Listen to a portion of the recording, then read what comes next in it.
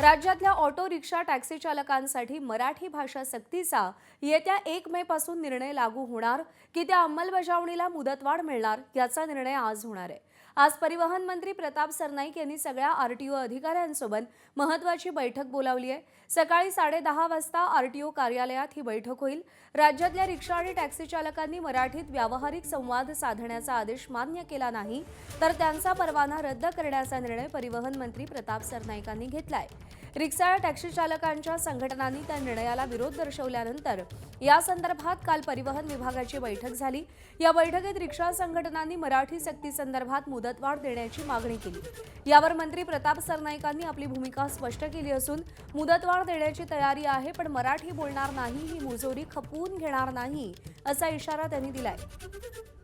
तसंच मराठी सक्तीच्या अंमलबजावणीसाठी किती मुदतवाढ द्यायची या संदर्भात आज आरटीओ अधिकाऱ्यांसोबत बैठक होणार आहे। दरम्यान कालच्या बैठकीनंतर प्रताप सरनाईक नेमकं काय म्हणाले पाहूया।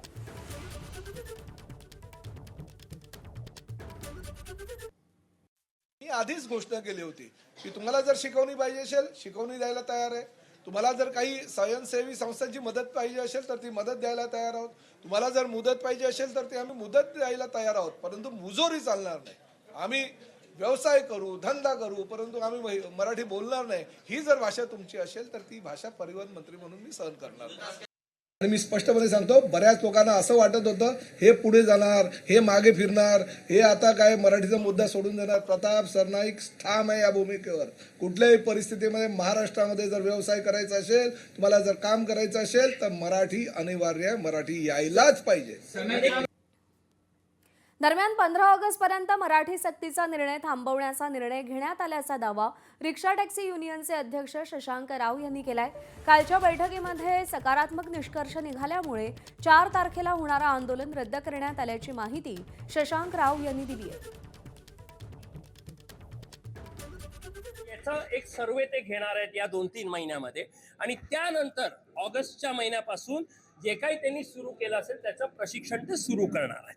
हे त्यांनी आज त्या पद्धतीने आम्हाला सांगण्याचं काम केलं, जे आम्ही याचं स्वागतच करतो। मला जर त्या पद्धतीचं शिक्षणच नसेल तर मग मी कोणतीही भाषा मी लिहिता आणि वाचता मला कशी येणार आहे हा प्रश्न आहे।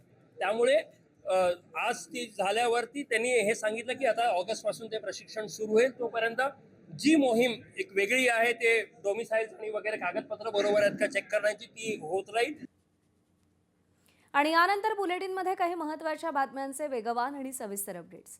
शिवाजी कोण होता या पुस्तकाच्या प्रकाशकाला धमकी दिल्याप्रकरणी आमदार संजय गायकवाड यांच्यावरती दखलपात्र गुन्हा दाखल करण्याची मागणी जोर धरू लागली आहे। आमदार संजय गायकवाड यांच्या दखलपात्र गुन्हा दाखल करण्याच्या मागणीसाठी संजय गायकवाड यांच्या घरावर आज सकाळी 11 वाजता मोर्चा काढला जाणार आहे।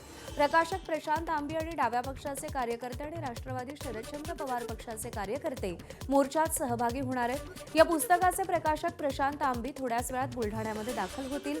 आमदार संजय गायकवाडांनी आंबी यांना कोल्हापुरात येऊन मारण्याची भाषा केली होती, मात्र संजय गायकवाड काही कोल्हापुरात आले नाहीत, त्यामुळे आम्हीच बुलढाण्याला जातोय अशी प्रतिक्रिया प्रशांत आंबी यांनी कोल्हापुरातून बुलढाण्याला रवाना होताना दिली आहे। आज डाव्या चळवळीतील कार्यकर्ते बुलढाणा जिल्हाधिकारी कार्यालयासमोर आंदोलन करतील।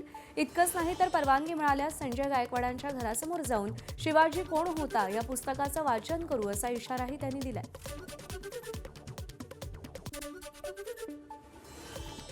शिवाजी कोण होता पुस्तकासंदर्भात ते बोलत होते आणि न वाचताच काहीही बरळत होते की ह्यामध्ये शिवाजी महाराज क्षत्रिय नाही असं लिहिलंय, ह्यामध्ये असंच लिहिलंय, ह्यामध्ये तसंच लिहिलंय, ह्यावर लेखकाचं नावच नाही, अशा पद्धतीनं धादांत खोटं बोलत होते। त्यावेळेला सुद्धा त्यांनी पुस्तक वाचायचं किंवा उघडायचं कष्ट घेतलं नाही की त्यांनी शिवाजी कोण होता या पुस्तकावर बंदी घालण्याची मागणी केली आहे आणि पानसरेंवर मरणोत्तर गुन्हा दाखल करण्याची मागणी केली आहे। म्हणजे एवढी कॉमेडी कशासाठी सुरू आहे?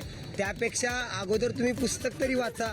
तुम्ही ज्या वेळेला पुस्तक वाचाल त्यावेळेला तुम्ही अशा पद्धतीची मागणी करणार नाही असं मला वाटतं। तर शिवसेनेचे आमदार संजय गायकवाड यांनी शिवाजी कोण होता या पुस्तकावरून दिवंगत विचारवंत गोविंद पानसरे यांच्यावर मरणोत्तर गुन्हा दाखल करण्याची मागणी केली आणि यावरून प्रशांत आंबी आणि स्मिता पानसरे यांनी काय प्रतिक्रिया दिली आहे पाहूया।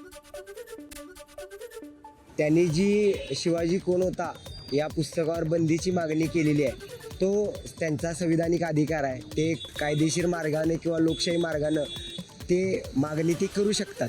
पण पानसरेंवर जो मरणोत्तर गुन्हा दाखल करण्याची जी मागणी त्यांनी केलेली आहे, हा प्रकारच मी पहिल्यांदाच ऐकला आहे. म्हणजे कदाचित अशा पद्धतीनं हास्यास्पद प्रकार कुणीतरी केला असेल. ज्या विचारसरणीनं कॉम्रेड गोविंद पानसरेंना जिवंतपणी त्रास दिला, त्यांची हत्या केली, तीच विचारसरणी ते शहीद झाल्यानंतर सुद्धा त्रास देते आहे.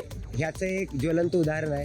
तर मरणोत्तर गुन्हा दाखल करणं हा जो काय म्हणतात त्याला शब्दार्थ आहे, याचंच एक नव्यानं काहीतरी त्याचं लोकांनी त्याचा अर्थ शोधायला पाहिजे. आणि त्या ज्या अर्थी आमदारांनी, त्यातही सत्ताधारी आमदारांनी ज्या अर्थी मरणोत्तर गुन्हा दाखल करा असा शब्द वापर केलाय, त्या अर्थी त्या आमदाराच्या बुद्धीची कीव करावी का असा एक प्रश्न आमच्या समोर उपस्थित राहिलेला आहे. आणि आत्ताचे जे सत्ताधारी आहेत त्यांनाही प्रश्न विचारणारी माणसं नको आहेत. मग प्रश्न विचारणारी माणसं न तयार होण्यासाठी काय करता येणं शक्य आहे? अशा अनुषंगानं जे जे करता येणं शक्य आहे ते करण्याचे प्रयत्न हे सातत्यानं करताना दिसत आहेत. धाराशिवमध्ये एका विवाह सोहळ्यात शिवाजी कोण होता हे पुस्तक लग्नात आलेल्या पाहुणे मंडळींना भेट म्हणून देण्यात आलं. सोनारवाडी इथे रोहिणी आणि अनिकेत या उच्चशिक्षित वधूवरांच्या लग्न सोहळ्यात शिवाजी कोण होता या पुस्तकाच्या प्रती देण्यात आल्या. धनंजय शेलार यांच्याकडून उपस्थितांना ही अनोखी भेट देण्यात आली. छत्रपती शिवाजी महाराजांच्या पुस्तकावरून सुरू असलेल्या वादामध्ये खरे विचार लोकांपर्यंत पोहोचवण्यासाठी हे भेट दिल्याचं त्यांनी सांगितलं. शिवाजी कोण होता या पुस्तकावरच्या शीर्षकावरून आमदार संजय गायकवाड यांनी प्रकाशक प्रशांत आंबी यांना शिवीगाळ आणि धमकी दिली आहे. यावरून गायकवाड यांच्यावरती टीकेची झोड उठली आणि शेवटी त्यांना माफी मागावी लागली. मात्र आता या पुस्तकाची मागणी वाढू लागली.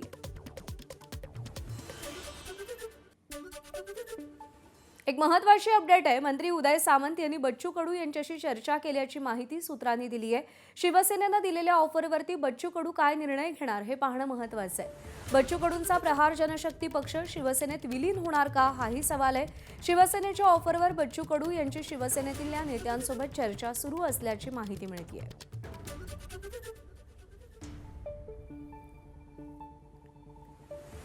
बच्चू कडूंच्या निर्णयाकडे त्यामुळे सगळ्यांचं लक्ष लागलंय. बच्चू कडू नेमका काय निर्णय घेतात हे पाहणं महत्त्वाचं आहे. मंत्री उदय सामंत यांच्याशी बच्चू कडूंची चर्चा सुरू आहे अशी माहिती सध्या मिळते. वेदांत नेब आपले प्रतिनिधी आपल्याला या सगळ्या संदर्भात अधिक अपडेट देतील. वेदांत, बच्चू कडूंच्या भूमिकेसंदर्भात सध्या अनेक प्रश्न उपस्थित होत आहेत.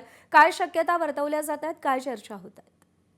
ज्या प्रकारे शिवसेनेकडनं विधान परिषदेच्या उमेदवारीसाठी बच्चू कडू यांचं नाव आघाडीवर आहे, मात्र बच्चू कडूंसमोर एक अट शिवसेनेने ठेवली आहे, ती म्हणजे प्रहार जनशक्ती पक्ष हा शिवसेना पक्षामध्ये विलीन करावा. आणि त्या सगळ्या संदर्भातच बच्चू कडू हे शिवसेनेच्या नेत्यांच्या भेटी घेताना पाहायला मिळतात. काल त्यांनी मंत्री उदय सामंत यांची या सगळ्या संदर्भात भेट घेतल्याची माहिती स्वतः बच्चू कडू यांनी एबीपी माझाला दिलेली आहे. त्यांचं म्हणणं आहे की शिवसेनेच्या नेत्यांसोबत भेटी चालू आहेत आणि या सगळ्या निर्णयासंदर्भात आज उद्यामध्ये विचार करून आपला निर्णय ते जाहीर करतील. मात्र या सगळ्या अटी संदर्भात अजूनही बच्चू कडू यांनी निर्णय घेतला नसल्याचं त्यांनी सांगितलं आहे. नेत्यांसोबत चर्चा करूनच पुढची भूमिका आपण आज उद्यामध्ये जाहीर करू असंही एबीपी माझाला बच्चू कडू यांनी माहिती दिली आहे. वेदांत, धन्यवाद दिलेल्या माहितीसाठी.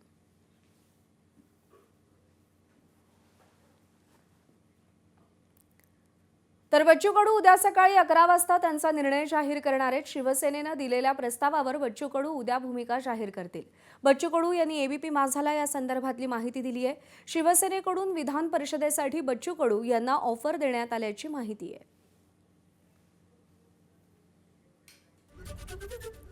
प्रणय निर्माण आपले प्रतिनिधी आपल्याला या सगळ्या संदर्भात अधिक अपडेट देतील. प्रणय, काय भूमिका असू शकते बच्चू कडूंची? कडूंनी आत्ताच आपण एबीपी माझाने संवाद साधलेला आहे, तेव्हा त्यांनी स्पष्ट सांगितलेलं आहे की उद्या सकाळी 11 वाजता जो शिवसेनेने मला प्रस्ताव दिलेला आहे त्या प्रस्तावाचा जो निर्णय आहे तो मी उद्या सकाळी 11 वाजता अमरावतीमध्ये जाहीर करणार असं त्यांनी फोनवर एबीपी माझाला माहिती दिलेली आहे. त्यामुळे शिवसेनेकडून जे विधान परिषदेच्या जागेसाठी जे बच्चू कडू यांना ऑफर देण्यात आलेली आहे की तुम्हाला जो प्रहार पक्ष आहे तो विलिनीकरण करावा लागेल. त्यामुळे बच्चू कडू आता काय निर्णय घेणार याकडे सर्वांचं लक्ष लागलेलं आहे. उद्या सकाळी 11 वाजता बच्चू कडू हे माध्यमांसमोर येणार आणि जी आपली भूमिका आहे ती भूमिका जाहीर करणार आहे. प्रणय, धन्यवाद दिलेल्या माहितीसाठी.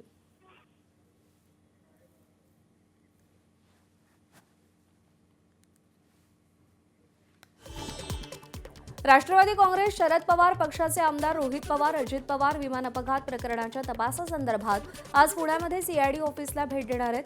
रोहित पवार अधिकाऱ्यांची भेट घेणार आहेत आणि अजित पवारांच्या अपघातासंदर्भातले काही पुरावे सीआयडीकडे सोपवणार आहेत.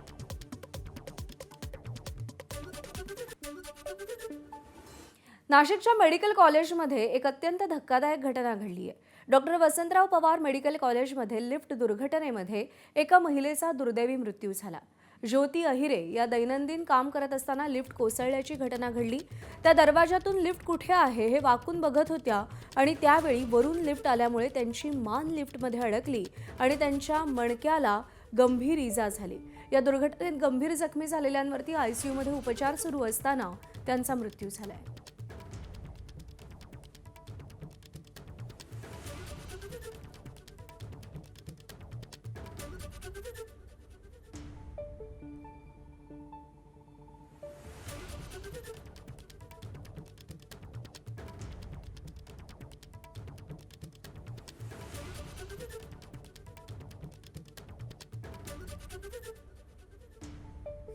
नाशिकच्या मेडिकल कॉलेजमधली ही दुर्घटना आहे. लिफ्ट कुठे आहे त्या वाकून बघत असताना वर्षापासून लिफ्ट खाली आली आणि त्यामध्ये त्यांची मान अडकली. त्यांच्यावरती उपचार सुरू होते. त्यांच्या मणक्याला गंभीर इजा झाली आणि त्यांचा मृत्यू झाला.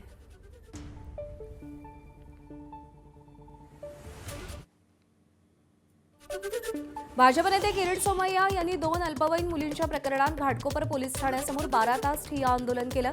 या प्रकरणाची चौकशी सहआयुक्त लक्ष्मी गौतम करणार असून यामध्ये दोषी आढळल्यास संबंधित अधिकाऱ्यांवर कारवाई करण्याचे आदेश पोलीस आयुक्तांनी दिल्यानं किरीट सोमय्यांनी हे आंदोलन मागे घेतलं.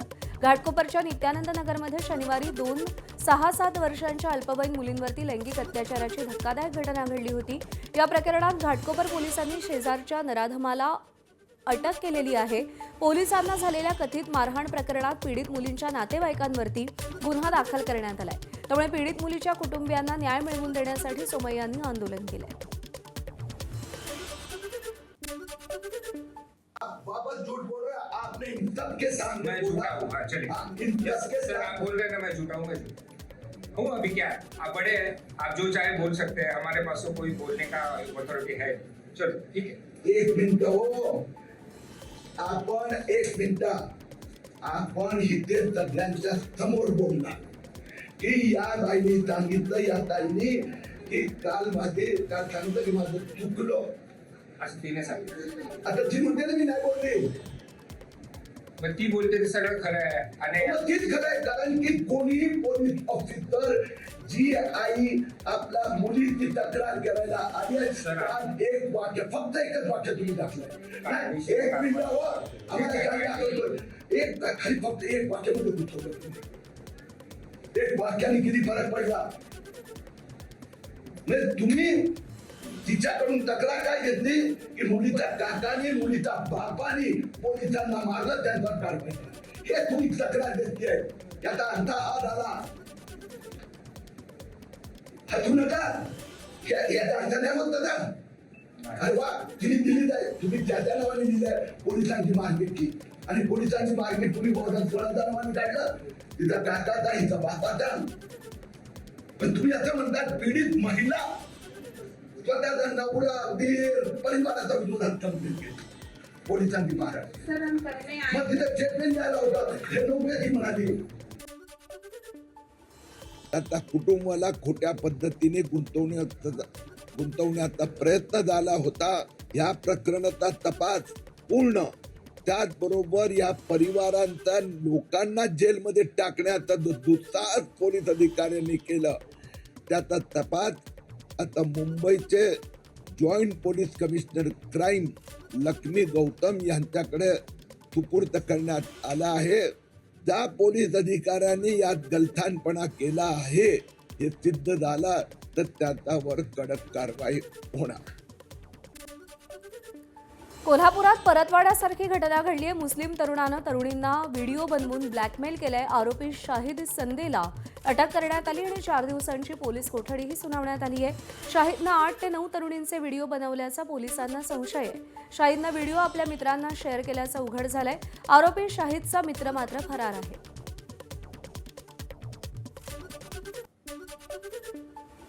नाशिकच्या TCS कंपनीतील महिला अत्याचार आणि धर्मांतर प्रकरणातील आरोपी निदा खानच्या अटकपूर्व जामीन अर्जावरती युक्तिवाद पूर्ण झालाय. 2 मे या दिवशी जेल की बेल याचा फैसला होणार आहे. निदा खानच्या अटकपूर्व जामीन अर्जाच्या सुनावणीमध्ये धक्कादायक माहिती समोर आली आहे. पीडित युवतीचं नाव बदलून हनिया ठेवण्यात आलं होतं. मुस्लिम रीतिरिवाज पाळण्यासाठी दबाव टाकला जात होता. तसंच धर्म परिवर्तनासाठी दबाव, धाक-दपटशा असे प्रकार सुरू होते. या प्रकरणाचं मलेशिया कनेक्शनही समोर आलेलं आहे.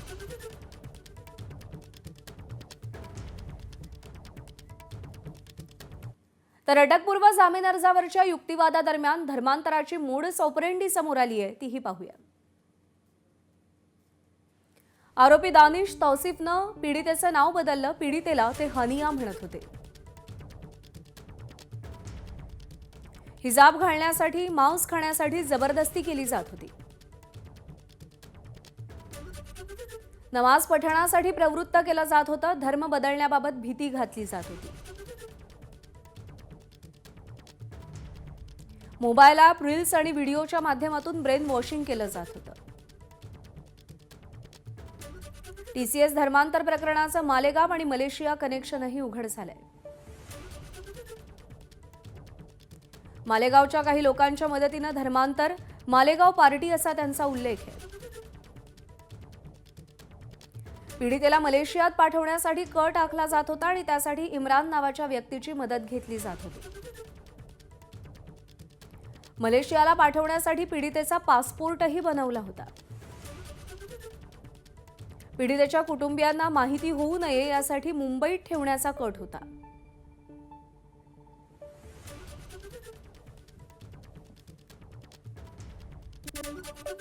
भोंदू अशोक खरातची पत्नी कल्पना खरात अद्यापही पोलिसांना सापडत नाहीये. गेल्या महिन्याभरापासून फरार असलेली कल्पनाचा शोध घेण्यासाठी पोलिसांना अपयश आलंय. गेल्या महिन्याभरापासून शिर्डी, अहिल्यानगरसह SIT पथकाकडून तिचा शोध सुरू आहे. विशेष म्हणजे ती परदेशात पळून जाऊ नये म्हणून लुकआउट नोटीस देखील काढण्यात आली. मात्र अद्यापही कल्पना खरात पोलिसांच्या हाती लागलेली नाही. गेल्या आठवड्यात तिनं अटकपूर्व जामीन मिळवण्यासाठी अर्ज केला होता. मात्र राहता सत्र न्यायालयानं तो फेटाळलाय. एकीकडे पोलिसांच्या तपासाचं कौतुक होत असताना दुसरीकडे मात्र एक फरार महिला आरोपी महिनाभरापासून पोलिसांना सापडत नसल्यानं मोठं आश्चर्य व्यक्त होत आहे. नाशिक संगमनेर पाठोपाठ आता अजून एका भोंदू बाबाला पोलिसांनी अटक केली आहे. श्रीरामपूर तालुक्यातल्या बेलापूरमधल्या भोंदू गणेश शिंदेला पोलिसांनी बेड्या ठोकल्यात. पीडित महिलेच्या तक्रारीवरून भोंदू गणेश शिंदेवरती बलात्काराचा गुन्हा दाखल करण्यात आलाय. पोटाचा आजार बरा करून देण्याच्या नावाखाली लिंबू आणि उदी देऊन भोंदू बाबानं लोकांना लुटलंय. पीडित महिलेंना लाखोंची मागणी करत 3 वर्ष भोंदूनं अत्याचार केल्याची धक्कादायक माहिती समोर आली आहे.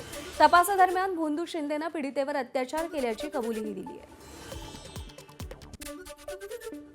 एका पीडित फिर्यादीने तक्रार दिली की गणेश माधवराव शिंदे नामक बाबाने मागील 3 वर्षापासून तिच्याकडून तिला पोटाचा त्रास होता, तो बरा करून देतो म्हणून मंतरलेलं लिंबू व उदी तिला दिली.